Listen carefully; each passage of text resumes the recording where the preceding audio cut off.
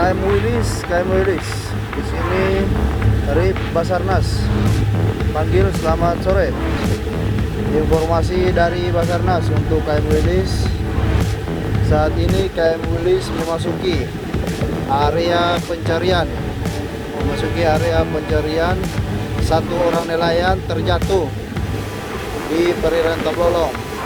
Apabila KM Wilis sambil berlayar dan menemukan, tolong diinfokan ke Basarnas. Over.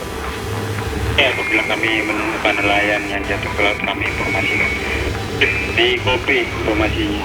Diperkirakan korban jatuh depan Tablolong 1 nautical mile. Diperkirakan korban. Kami informasikan apabila kami melihatnya. Oke, baik, terima kasih KM Wilis atas kerjasamanya. Semoga korban segera kita sama-sama temukan. Dari Basarnas standby 16. Semoga korban. Terima kasih Pak 16 standby. Selamat siang. Sekarang saya posisi sudah di Pantai Tablolong, daerah yang menjadi tempat transit untuk pelaksanaan kegiatan operasi hari ini. Seperti kita lihat di belakang, ini adalah daerah yang menjadi daerah pencarian kita. Saat ini sudah pukul 12.30 saat teman-teman sementara untuk si penyelam rehat. Namun untuk pelaksanaan kegiatan pada sesi kedua nanti akan kita konfirmasi langsung kepada Pak Kosmas dengan Pak Rido selaku penyelam.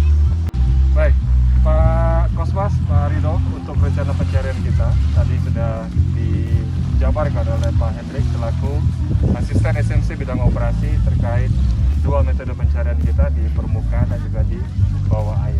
Untuk pencarian di bawah air, monggo silakan disampaikan kendala apa dan apa yang sudah dilaksanakan. Baik, terima kasih. Seperti yang kita lakukan kemarin, bahwa ada upaya pencarian di permukaan dan juga di bawah air. Nah, hari ini pun kendalanya masih sama. Kemarin itu kita melakukan penyelaman 2 kali. Yang pertama, pada saat kita menyelam memang arus bawahnya sangat kuat, tetapi itu tidak menjadi hambatan karena kami berupaya tetap melakukan pencarian dengan mengikuti pergeseran arus. Kemudian pencarian kedua itu ketika kami memastikan bahwa arusnya itu sudah tenang, kami melakukan pencarian. Radius pencarian kami itu kurang lebih antara 400 sampai 600 meter. Tetapi secara garis lurus saja karena memang kami hanya ada 2 penyelam. Dan untuk siang ini pun setelah nanti arusnya akan tenang sekitar jam 12.30 nanti akan kami melakukan penyelaman lagi. Nah, itu kami upayakan untuk radiusnya itu kami akan berluas lagi dari penyelaman yang pertama dengan yang kemarin. Terima kasih. Demikian penjelasan dari Pak Kosmas dan juga penyelam yang kedua, Badi, dari Pak Rido. Mudah-mudahan operasi penyelaman untuk sesi kedua ini dapat terlaksana dengan baik. Namun tetap safety nomor 1. Apabila pertimbangan teknis di lapangan pada saat proses penyelaman, dari asesmen lokasi kita lihat unsafe action, maka kemungkinan penyelaman akan ditunda. Semuanya akan kita kembalikan kepada mereka berdua selaku penyelam yang sudah profesional, yang bisa menilai go or no go dalam action penyelaman ini. Demikian. Terima kasih. Semoga usaha penyelaman bisa memberikan hasil, korban bisa ditemukan. Terima kasih. Baik pemirsa, saat ini kita juga sudah bertemu dengan Pak Greg. Beliau adalah paramedik yang diturunkan untuk kegiatan operasi. Pak Greg, bagaimana rencana rescue apabila korban ditemukan apapun kondisinya? Rencananya bagaimana untuk ke depannya? Oke, baik, terima kasih Pak. Untuk evakuasi nanti dan rescue-nya, apabila korban ditemukan keadaannya masih dalam keadaan selamat, akan kita evakuasi ke rumah sakit terdekat. Biasanya ke rumah sakit Bayangkara atau rumah sakit WC Yohanes. Apabila sudah meninggal dunia, akan kita tetap evakuasi dengan berkoordinasi ke pihak aparat setempat, entah ke rumah sakit atau langsung ke keluarga, dengan tetap memperhatikan protokol kesehatan. Karena kita sudah dilengkapi dengan APD dan alat-alat proteksi diri untuk menghindari penularan penyakit COVID-19. Baik, terima kasih Pak Greg atas informasinya. Kosmas, bagaimana upaya pencarian pada sorti kedua untuk penyelaman tadi? Oke, baik, terima kasih. Tadi kita melakukan penyelaman, durasi waktunya sekitar 40 menit. Titik yang kita lakukan penyelaman adalah titik yang ditunjukkan oleh bapak korban selaku saksi, sehingga sudah ditandai. Kita melakukan upaya pencarian di sekitar lokasi itu dengan radius sekitar 60 meter secara melingkar. Itu di kedalaman 16 meter. Kita telah melakukan penyisiran sepanjang radius 60 meter itu, tetapi hasilnya juga tidak ditemukan. Dan pertimbangan, artinya perkiraan korban, kemungkinan saja kalau seandainya dia tenggelam di satu titik di lokasi yang diperkirakan, bisa bergeser akibat arus yang sangat kencang ketika air pasang maupun air surut. Tetapi upaya pencarian di bawah air tadi kita sudah lakukan secara maksimal di titik yang ditentukan. Terima kasih. Untuk rencana hari ketiga, apakah pencarian di bawah air masih optimal? Pertimbangan dengan 2 hari sudah dilewati, atau besok memasuki hari ketiga, itu pertimbangan untuk penyelaman itu saya pikir alternatif terakhir lah.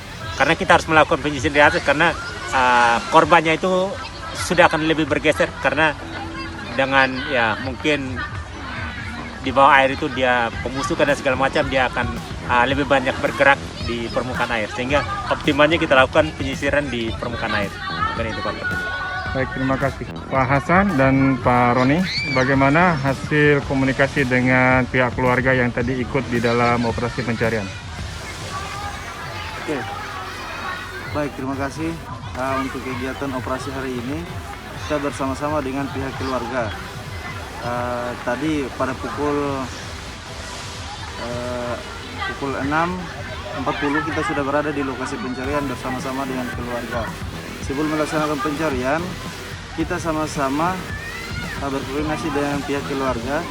Mereka menunjukkan tempat lokasi di mana korban itu jatuh, dan mereka menjelaskan bahwa korban itu dia mengalami satu penyakit, yaitu mohon maaf itu epilepsi atau ayanan.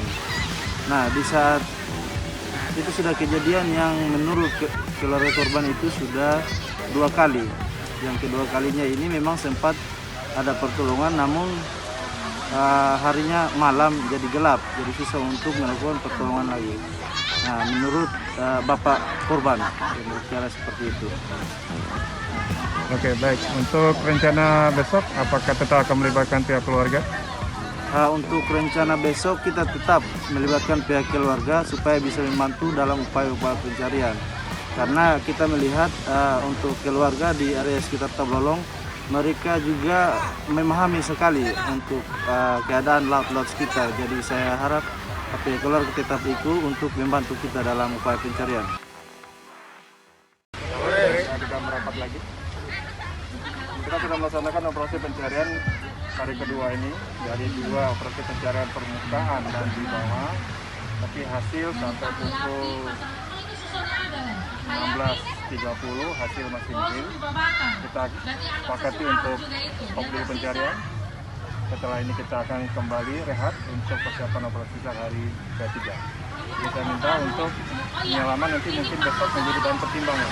Mohon masukan dari Pak Rido dan Pak Kosmas.